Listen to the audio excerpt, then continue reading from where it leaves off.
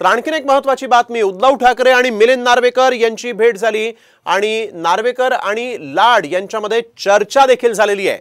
यावेळेस एक महत्त्वाची बातमी आपण बघतोय, मिलिंद नार्वेकर यांची प्रसाद लाड यांच्यासोबत चर्चा झाली आहे आणि उद्धव ठाकरे गटाचे मिलिंद नार्वेकर आणि प्रसाद लाड यांच्यात ही चर्चा झाली। यावेळेस एक महत्त्वाची बातमी, ठाकरे गटाचे उमेदवार आहेत मिलिंद नार्वेकर आणि ठाकरे गटाचे उमेदवार मिलिंद नार्वेकर यांची भाजप आमदार प्रसाद लाड यांच्यासोबत चर्चा।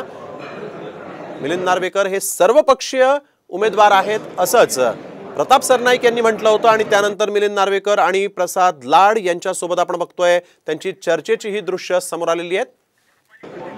रुपाली बडवे आमच्या प्रतिनिधी यावेळेस आपल्याबरोबर फोन लाईनवरून जोडल्या गेल्या आहेत। रुपाली, आपण बघतोय राजकीय वर्तुळाचं लक्ष या निवडणुकीकडे लागलेलं आहे, खलबत्त देखील रंगतायत या भेटीमुळे, आणखीन चर्चा सुरू झालेल्या आहेत, काय सांगाल?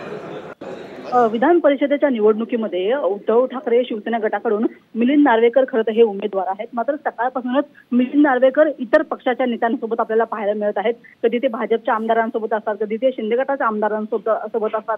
तर अशा पद्धतीने त्यांच्या गाठीभेटी जे आहेत ते विधान भवनाच्या परिसरामध्ये एक चर्चेचा विषय ठरलेला आहे। आता आपण नुकतं बघितलं तर विधान भवनाच्या लॉबीमध्ये ते संजय शिरसाट जे शिंदे गटाचे आमदार आहेत त्यांच्याशी बोलत होते, तर दुसऱ्या बाजूला एका आपल्याला व्हिडिओमध्ये पाहायला मिळत आहे की मिलिंद नार्वेकर जे आहेत ते प्रसाद लाड जे भाजपचे आमदार आहेत त्यांच्याशी एका कोपऱ्यामध्ये उभं राहून बोलताना आपल्याला पाहायला मिळत आहेत।